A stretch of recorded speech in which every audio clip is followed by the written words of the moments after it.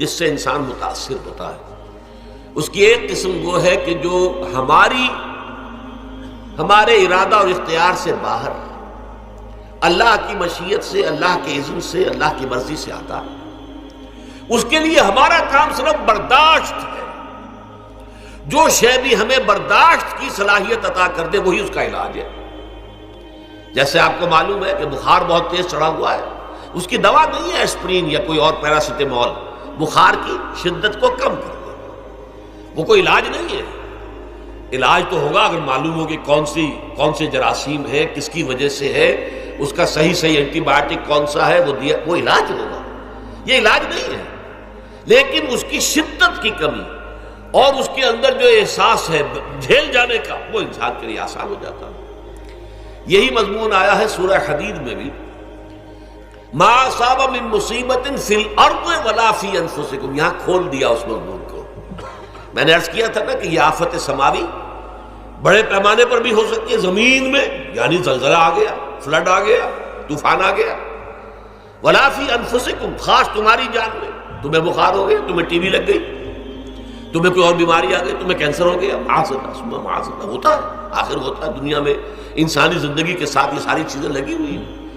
لیکن یہ چیزیں ما اصاب من مصیبت فی الارض ولا فی انفسکم، نہیں پڑتی تم پر کوئی پڑنے والی کوئی مصیبت، کوئی تکلیف، نہ پوری زمین میں بڑے پیمانے پر، نہ تمہاری جانوں میں انفرادی سطح پر، الا فی کتاب من قبل ان نبراها، مگر یہ کہ وہ تو ایک کتاب میں، کتاب اللہ کے علم کی کتاب، ام الکتاب، اس میں پہلے سے درج موجود ہے۔ یہ الٹ اپ نہیں ہو گیا، یہ اچانک نہیں ہو گیا۔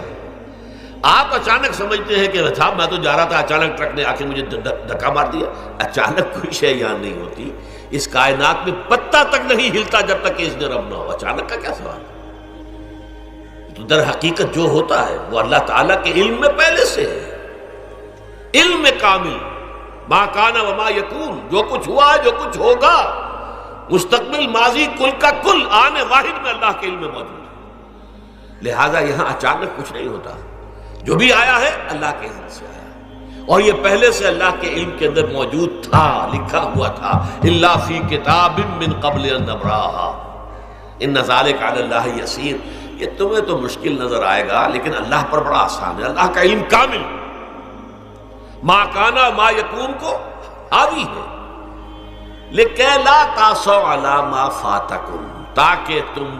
افسوس نہ کیا کرو ان چیزوں پر جو تم سے چھوٹ جائیں، جاتی رہیں، چھن جائیں۔ کوئی موقع تھا ہاتھ سے نکل گیا، کوئی دولت تھی اس پر ڈاکہ پڑ گیا، کوئی اور مصیبت ہے وہ آ گئی، کوئی عزیز فوت ہو گیا، اکلوتا بیٹا تھا فوت ہو گیا، وغیرہ وغیرہ۔ ما فاتکم، فات سے ہی فوتیدگی ہے نا، جو شے بھی نکل جائے، چلی جائے، ہاتھ سے جاتی رہے، چاہے وہ کوئی آپ کا عزیز تھا جو فوت ہو گیا تو آپ کے ہاتھ سے نکل گیا، یا کوئی مال تھا جو آپ کے قبضے سے نکل گیا، ڈاکہ پڑ گیا، چوری ہو گئی، نقصان ہو گیا کاروبار میں بہت بڑا، اس پر افسوس نہ کیا کرو۔ اگر افسوس کرو گے تو اس کا مطلب کیا ہوگا کہ تمہیں اللہ پر اعتماد نہیں ہے، یا تم سمجھتے ہو کہ اللہ کے سوا بھی کوئی ہے جو یہ کام کر سکتا ہے۔ کائنات میں تو ایک ہی کی مرضی چلتی ہے، وہ ہے اللہ۔ لہذا اگرچہ وہ کسی کے ذریعے سے تکلیف آپ کو پہنچی ہے، کسی نے آپ کو پتھر مارا ہے،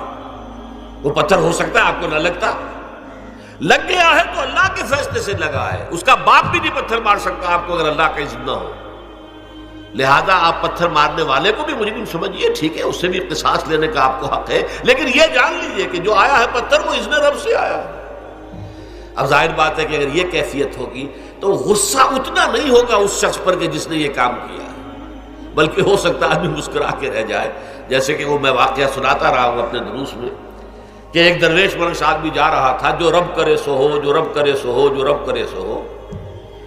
کسی شخص نے پتھر اٹھا کر دے مارا، اس کے سر پہ لگ گیا کہ اس نے پیچھے پلٹ کر دیکھا کس نے مارا ہے، اس نے کہا مجھے کیا دیکھتے ہو، جو رب کرے سو ہو، یہ تو رب کے مارنے سے۔ اس نے کہا مجھے تو یہ پتھر رب کے مارے ہی لگا ہے، لیکن میں دیکھ یہ رہا تھا بیچ میں کس کا منہ کالا ہو گیا، اپنے لیے کس نے ایک گناہ کما لیا، اپنے لیے کس نے ایک مصیبت جو ہے وہ مول لے لی، وہ بیچ میں تم آ گئے ہو، پتھر اللہ کی طرف سے آیا ہے، لیکن اس کا عذاب، اس کا وبال تم پر آ جائے گا۔ بہرحال یہ تو میں نے عرض کیا آپ کے سامنے وہ چیزیں کہ جو آ جاتی ہیں، وہ تکالیف و مصائب جو اللہ کی طرف سے من جانب اللہ ہے، اس میں آپ کسی کو مورد الزام نہیں ٹھہراتے۔